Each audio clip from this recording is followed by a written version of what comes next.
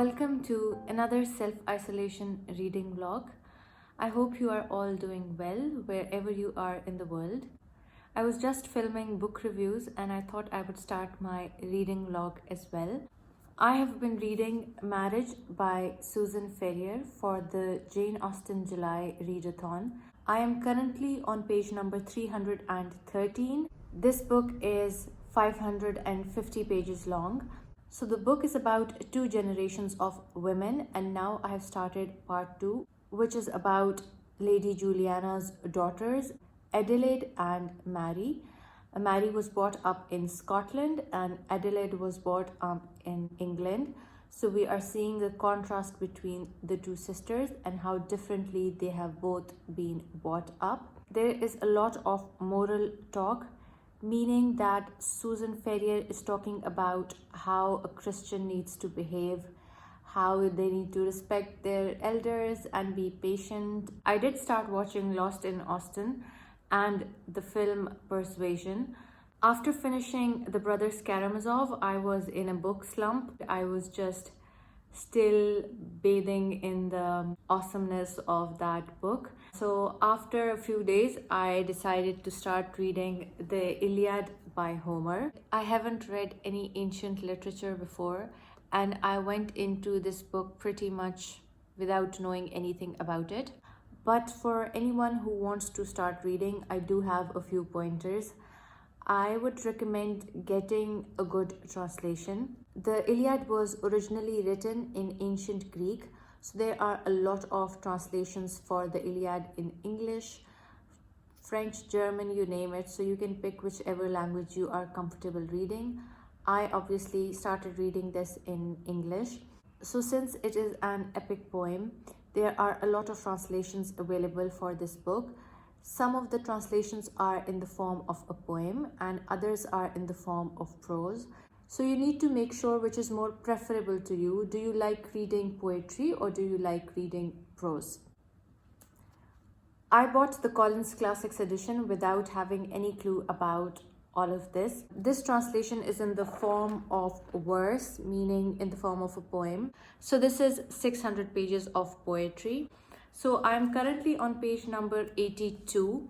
As I've already mentioned, I am reading it along with some other amazing people who are PhDs in ancient literature and have read the Iliad several times. They have been very helpful and have been answering all my stupid questions about ancient literature. I got interested in the Iliad after watching the film Troy, starring Brad Pitt. Now I've started watching the Netflix series Troy, Fall of a City. So the Iliad starts in the middle of the battle. The Greek warriors have camped around Troy and they have been hit with plague. This is ancient Greece, so they believe in gods and goddesses. I would love to talk more about the Iliad as I make some progress with this. So I'm going to keep you guys updated. I also got some book mail. There was an online book sale on Kinokuniya, which is a bookstore I usually visit in Dubai. So obviously I went to their website and ordered myself 2 books. One is from the Penguin English Library edition and the other one is a Persephone classic. And I've never had any Persephone books before and I love their covers. They are so beautiful. I think this is one book because I got an email from Kinokuniya saying that one of my books is going to be delivered in a couple of weeks. So let's see what's in here.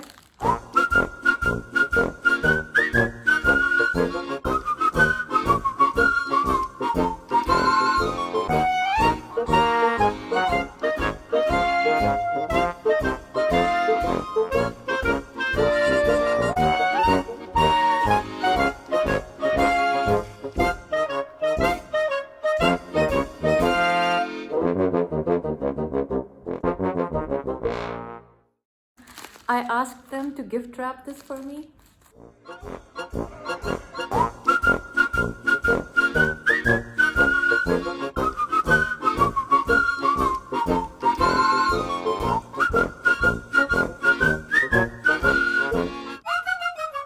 So I got myself a present and I asked them to write this personalized message I hope this brings a smile on your face.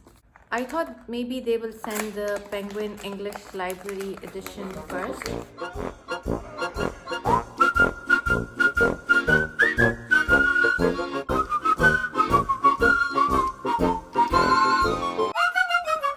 Yay! So I got myself Lady Audley's Secret by Mary Elizabeth Braddon in the Penguin English Library edition. Oh my god, I love how floppy these editions are. So I haven't read anything by Mary Elizabeth Braddon. One of my friends, Mahanur, has read this and she really liked it. So I wanted to get myself a copy. This edition has beautiful teacups and teapots on it. In this outlandish, outrageous triumph of scandal fiction, a new Lady Audley arrives at the manor. Young, beautiful, and very mysterious. Why does she behave so strangely? What exactly is the dark secret this seductive outsider carries with her? A huge success in the 19th century, the book revels in an anti-heroine with her good looks and hidden past, who embodied perfectly the concerns of the Victorian age with morality and madness. Smells amazing as well. So I think I'm going to go now and maybe make some dinner and clear up this mess. I'm going to talk to you soon.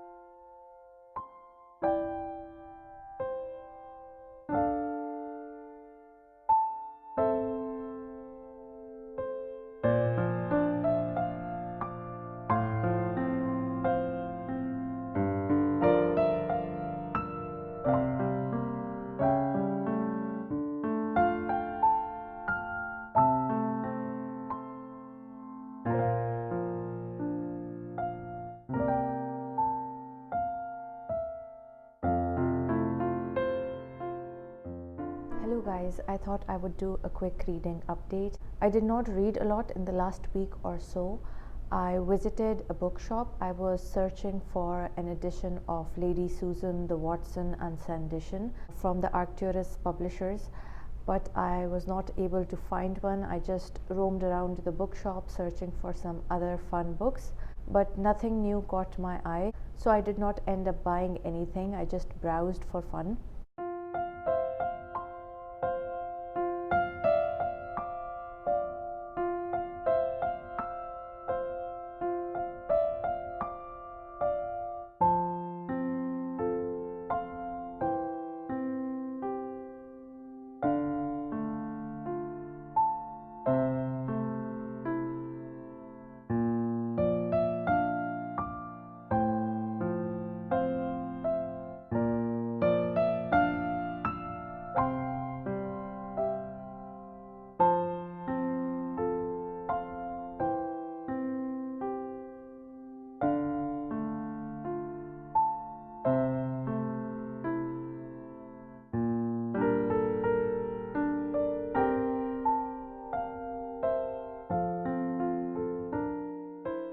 I also did a lot of cleaning last week and catching up with family and friends, so reading took a bit of a back seat. So I finished reading Marriage by Susan Ferrier. I was reading this for Jane Austen July. The challenge was to read a book by a contemporary of Jane Austen, and since Susan Ferrier and Jane Austen lived during the same time and they were aware of each other's work, I chose her book Marriage.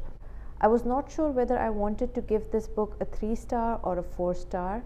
I really enjoyed reading this book, but yet it was not mind-blowing or amazing. I think the better thing would be to not compare this with Jane Austen. First half of the story was fast-paced, but the second half got a bit slow. In the second half of the story, we followed the character of Mary, who is a daughter to Lady Juliana. She is very righteous and dutiful, and at times it got a bit annoying and she felt a bit unreal. The second half of the book also had a lot of secondary characters in the story, and even though descriptions of these acquaintances of the major characters were fun and entertaining, they did hinder the story and slowed down the pace of the book. The best part about this book was getting to know Scotland during those times, and the domestic life of the people living during the Victorian era was explored very well.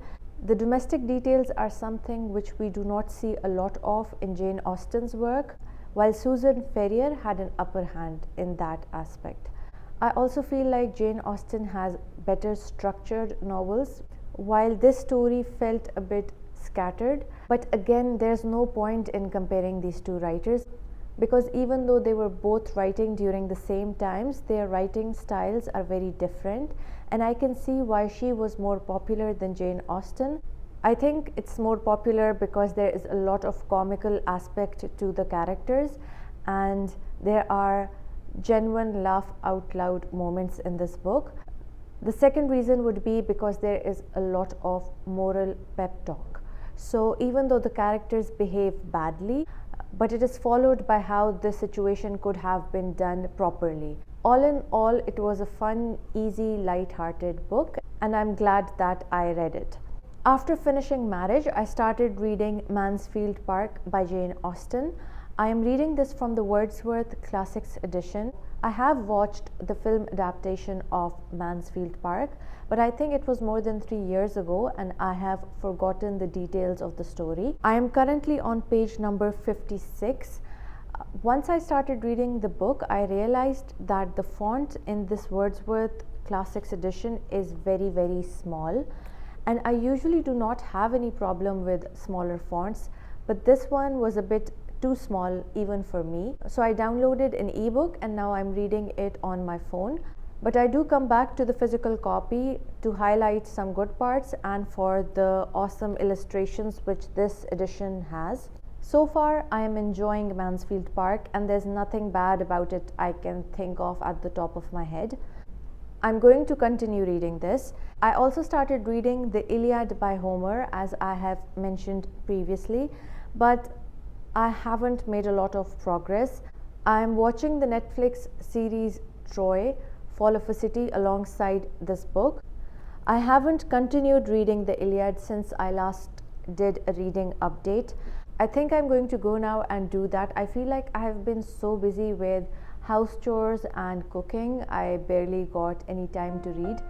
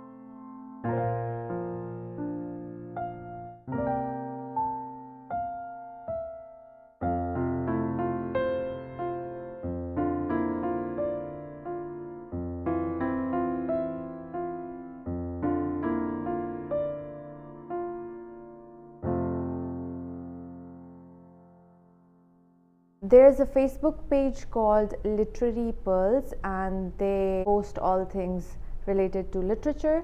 I submitted a recital for their Facebook page. I recited from the Iliad by Homer. I'm going to link the video down below. If you guys are interested, you can definitely check it out. It was my first time doing a recital. I'm not even sure if I did well, but you guys can be a judge of that. I'm also using this microphone, so let's see how the audio quality is. I would love to get some feedback. I'm trying my best so you guys can have good quality audio.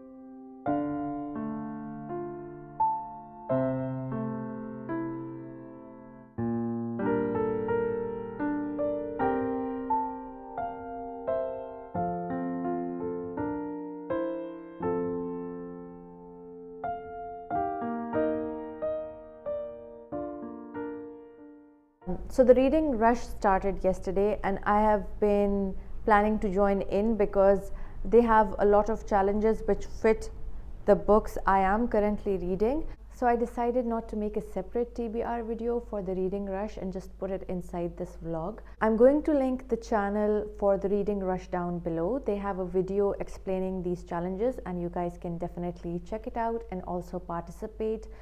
So they have this beautiful template as well, which you can download if you want to put it on your Instagram. So here it goes. So the first challenge is to read a book matching the color of your birthstone. So I found out that my birthstone is sapphire, which is blue in color. And I was looking through my books for something blue and I found Washington Square by Henry James. and it has the dark blue color, which is the color of a sapphire, and it's not a very long book. It is just 235 pages long, so it's a very doable book. I can definitely get to it during this week if I try my best. Even if I don't, I really enjoy these challenges, and I'm going to share my TBR anyways. Plain and mild-mannered, Catherine Sloper lives a peaceful but dull life in New York, firmly under the control of her father, Dr. Austin Sloper. I apologize. When she meets Morris Townsend, it seems as though her life might just begin to blossom, particularly when Townsend asks her for her hand in marriage. But his father believes Townsend to be after Catherine's money, and so Catherine must choose between her heart's desire and the possibility of losing her inheritance and her father's respect. Sounds like an easy and fun read, so this is going to be my pick for the first challenge. The second challenge is to read a book that starts with the word the. And since I am already reading the Iliad by Homer, which starts with the word the, so I'm going to count this for my challenge. I'm pretty sure I will not be able to finish this whole book in this week, but I'm going to go with this anyways. The third challenge is to read a book that inspired a movie you have seen. And for this challenge, I'm going to use the Iliad again because I started reading this after watching the film Troy, which was pretty cool, even though it's not accurate to the original story. So I'm going to use the same book, win-win. The fourth challenge is to read the first book you touch. The books on my shelf are all mixed. Some of them I have read and others I haven't. So I'm going to just pick any, and I don't even want to look in the camera or behind, so I'm going to close my eyes and just do it. I don't even remember. This one seems thin. Okay, so I picked up Candide by Voltaire, and I haven't read it. It felt a bit thin, so I'm choosing it, even though it said pick the book which you touch first. I think I just browsed through it. Let me try again. I'm going to try again. I want to be as honest as I can because I'm not even sure whether I'll actually read it. So I'm going to put it back and I'm going to try again. Is this a book? No. Oh my god. Ow. Yep. Here's the book I just touched. It's Tender is the Night by F. Scott Fitzgerald. This seems pretty impossible because I don't read very quickly, and it's a 400-page long book. It is in the Penguin Popular Classics edition, and Fitzgerald is not an author I'm really fond of because I did not enjoy The Great Gatsby. Let's see the summary on the back because I bought this book ages ago and I have forgotten what it is about. In a Swiss sanatorium, wait, what is a sanatorium? Is it like the place where patients suffering from tuberculosis went? It is an establishment for the medical treatment of people who are suffering from chronic illness, particularly tuberculosis. So in a Swiss sanatorium, that means it's in Switzerland, a brilliant psychiatrist encounters a rich young patient whose problems exert a seductive fascination. Oh my god, I think I'm going to like this. After their marriage, they live on the, oh my god, that escalated quickly. They are already married. After their marriage, they live on the French Riviera. There, set against the sun-baked stone houses and the drama of the sea, Dick and Nicole Divers' glamour and wealth suggest a fabled existence, the charmed lives of the seriously and breathtakingly frivolous.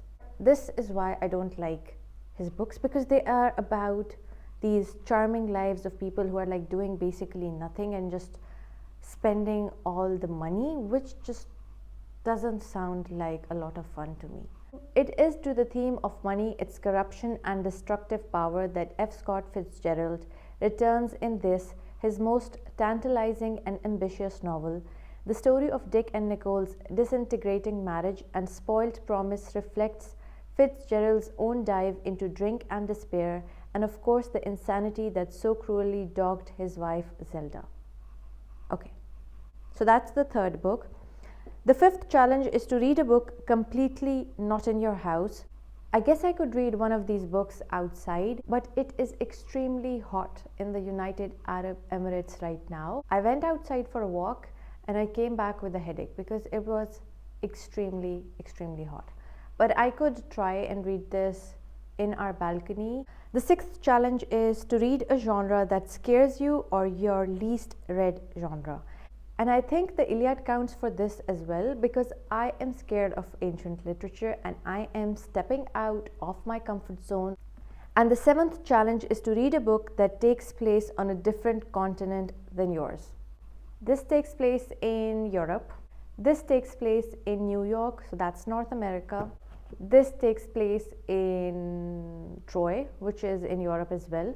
So all three of these books are not in Asia, where I am right now. So this challenge was easy peasy for me. They also have a vlogging challenge and they have a reading rush tag, which I would like to film a separate video for. So stay tuned for that. And let me know if you guys would be interested in watching something like that. So I'm going to go now and start reading some of these books.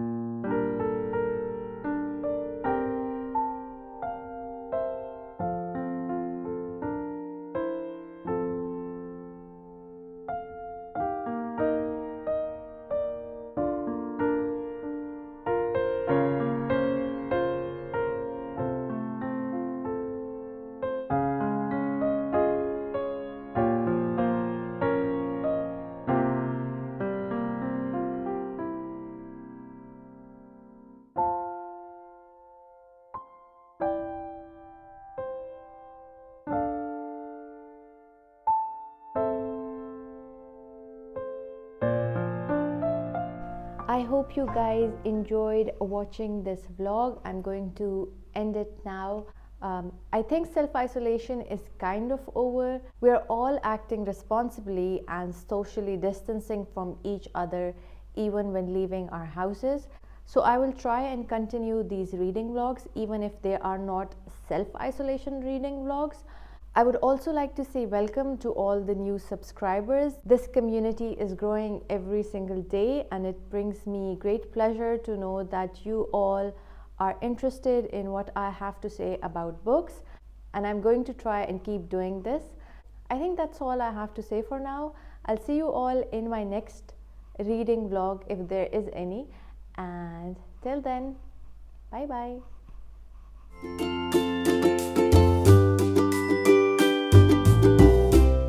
Greek warriors are on the shore. The Greek warriors rise of a city, a fall of a city. I'm talking about the film with क्या नाम है उसका? I could open them. Yo, what's up? Ji.